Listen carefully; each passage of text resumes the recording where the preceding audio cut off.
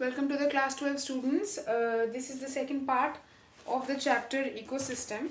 In my previous video I have done till food web and I hope this part is clear to you all till that part. Okay, today I will continue from the topic of energy flow. So you all know that energy passes from the level of the producers till the last level uh, through each trophic level. Before going into the details further, let me tell you what are trophic levels. So uh, in a food pyramid, all the levels that each of the producers, primary consumer, secondary consumer, tertiary consumer, decomposer, and there may be more. Okay, maybe more as in there may be a quaternary consumer, but not more than that. Levels are restricted till, as I have told you before, in food chain, food web, levels in a food pyramid are or a food chain are restricted till 5 or 6. More than 6, it does not it is not a stable food pyramid or a food chain. Okay, so all the levels, okay, suppose there are 4 or 5 levels, all those levels are occupied by any of the group of organisms. That can be producers, that mean green plants, that can be the primary consumers, that is the herbivores, that can be the secondary consumer, tertiary consumer.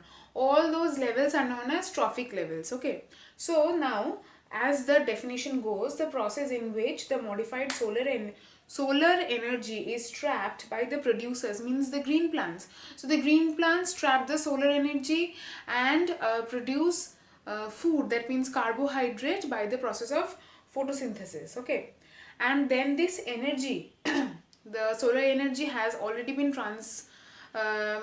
transmitted or transferred into food energy, and this passes on to the next trophic levels.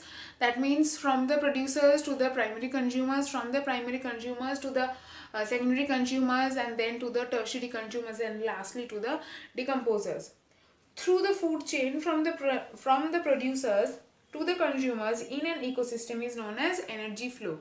So that is all about the definition and concept of energy flow. Now moving on to the characteristics of energy flow. Solar energy is the main source of energy in an ecosystem. Obviously, without the solar energy, the plants would not be able to produce carbohydrate by the process of photosynthesis, and nothing would have been existed, because we all depend on the green plants directly or indirectly. Okay, so and the plants depend on the solar energy, so without the solar energy nothing would have existed and nothing would have been possible.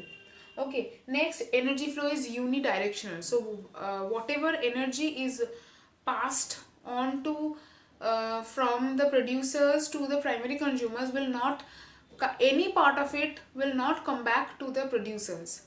Okay, from the primary consumers. So energy flow is always in one directional, thus it is known as unidirectional. Okay, the nature of energy is not rotational in an ecosystem. Again, it is not rotational. Whatever is given out, it will not come back. Okay, new energy will be created, but that amount of energy what is already given out, that particular energy will not come back. New energy will be produced. And lastly, energy is indestructible, but it can transform itself from one form to another. So obviously we all know that energy can neither be destroyed, that law from physics you all know. So it can be transformed from one form to another. For example, solar energy is transformed into chemical energy or food energy, okay, by the plants. So these are the characteristics of energy flow. Moving on to 10% law of energy flow. Now I think this you have learned previously in class 9, hopefully. So 10% law was given by Lindemann.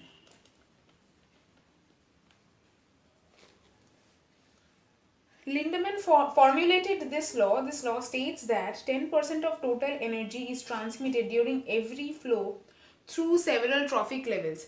That means at each trophic level, only 10% of the energy uh, uh, that particular organism at that trophic level, whatever energy that organism has, only 10% of the energy is transmitted to the next trophic level, and 90% is lost either in maintenance of that organism's itself, or in respiration or other stuff. Okay, so the example, in a grassland ecosystem, if a deer takes 100 kg of grass, then only 10%, that is 10 kg, is utilized for its body construction.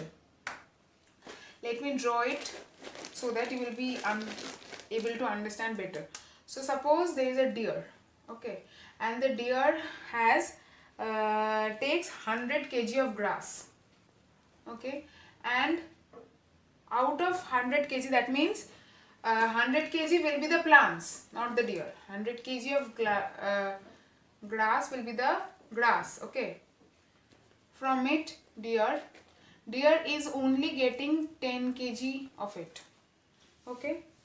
After that, if a deer is taken by a tiger, so then now the deer is eaten by a tiger, and tiger will only get 1 kg of this total grass, okay. And if then tiger dies and is decomposed, then 0.1 kg of this grass remains, okay. So only 10% is going and 90% is lost at every step.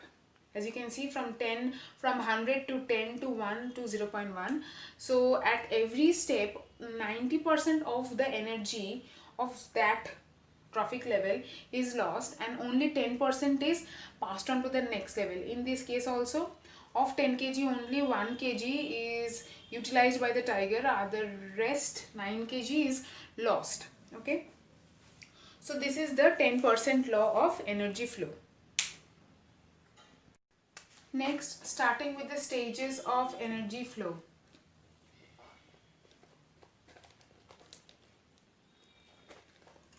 First stage, so there are 3 stages of energy flow in an ecosystem. That means at each level, that means at each trophic level, while energy is being passed on from the previous trophic level to the next trophic level, means means that to the organisms of the next trophic level, there are 3 stages which are followed at each level, okay. The stages are acquisition of energy,